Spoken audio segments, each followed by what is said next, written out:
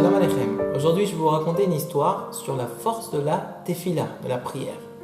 Une histoire d'un enfant qui était dans une école et qui mettait la zizanie en classe. Il rendait ses professeurs chèvres. Les professeurs ne savaient plus quoi faire de cet enfant. Et voilà qu'il se dévergondait de jour en jour. Et le directeur s'est dit, mais qu'est-ce que je peux faire? Le renvoyer? D'accord, ça sera bénéfique pour les autres élèves, mais pour cet enfant, ça sera une catastrophe. Il sortira et il commencera à connaître de mauvaises fréquentations dans la rue. Que faire? Il s'est orienté vers le père de cet enfant et il lui a dit, écoutez, cher papa, vous êtes au courant de la situation? Oui, mon cher directeur, je suis au courant. Mais que faire? Écoutez, je ne sais plus quoi faire moi-même, dit le père. J'ai tout essayé, je n'ai plus d'emprise sur mon fils. Le directeur réfléchit et lui dit, mais attends, mais peut-être que vous pouvez engager un professeur juste pour lui, chaque jour. Peut-être qu'un suivi de cette sorte, ça l'encouragera non seulement dans le programme de l'école, mais également dans le moral de cet enfant. Et peut-être qu'il retrouvera un équilibre. Alors, le papa dit, écoutez, je n'ai pas suffisamment d'argent, je me nourris de ma parnassa, finalement se résume à faire du ménage dans les synagogues, j'obtiens un petit peu d'argent par cela, mais c'est tout. Je ne peux pas me permettre de prendre un professeur particulier pour mon enfant. Alors le directeur était triste à savoir, mais qu'est-ce qu'on va faire?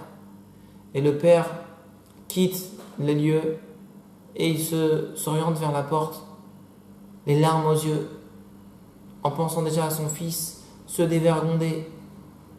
Et voilà que le directeur l'interrompt et dit, mais cher papa, peut-être qu'il y a encore une solution. Ah oui, laquelle? Prie pour ton fils. Demande à Akadosh Baruch Hu, qui est le roi des rois, qui t'aime et qui aime ton fils, de prier pour cet enfant. Prie, demande à Akadosh Baruch Hu qu'il sauve cet enfant et qu'il le remette dans le droit chemin. Ça a touché le papa. Le papa s'est mis également à continuer à pleurer. Et voilà que il a prié pour son fils. Évidemment, la maman a prié, mais également toute la famille, les tontons, les grands-parents, les cousins ont prié pour cet enfant. Et plus encore, la famille proche se sentait tellement concernée qu'ils ont commencé eux-mêmes à étudier avec cet enfant. Un petit quart d'heure, l'autre 20 petites minutes, l'autre une petite demi-heure. Et doucement, doucement, il a commencé à retrouver un certain équilibre. Et mes chers amis, cet enfant a retrouvé un équilibre parfait. Et aujourd'hui, cet enfant-là est devenu un grand sage en Torah et un grand rave en terre d'Israël. Tout cela pour vous montrer la force de la prière.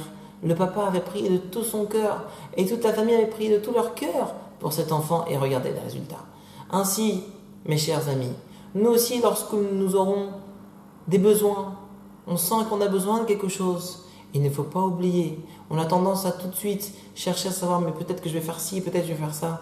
Mais on a tendance à oublier de prier le Créateur et de demander à Hachem, aide-moi, combien je t'aime et combien toi tu m'aimes.